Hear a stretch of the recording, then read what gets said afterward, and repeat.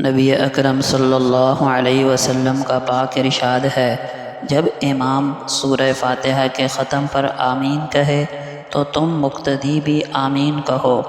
جس کی آمین فرشتوں کی آمین سے موافق ہوگی اس کے سابقہ گناہ معاف کر دیے جائیں گے۔ صحیح بخاری۔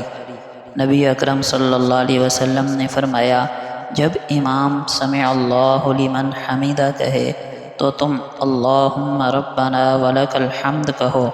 جس کی یہ تحمید فرشتوں کی تحمید کے موافق ہوگی اس کے سابقہ گناہ بخش دیے جائیں گے۔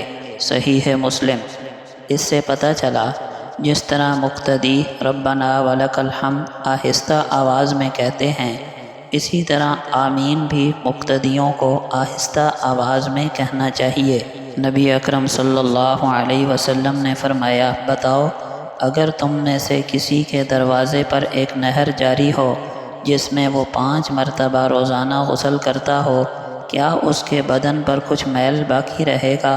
صحابہ نے عرض کیا، کچھ بھی باقی نہیں رہے گا۔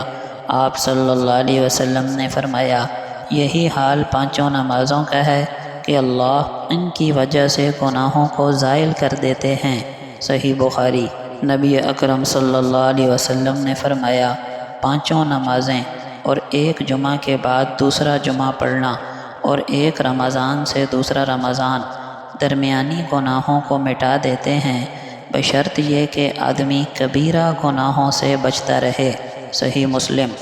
نبی اکرم صلی اللہ علیہ وسلم نے فرمایا، جس آدمی نے اچھی طرح وضو کیا پھر فرض نماز کے لیے چلا، اس نے مسجد میں جماعت سے نماز پڑھی، اللہ اس کے گناہوں کی مغفرت فرما دیں گے۔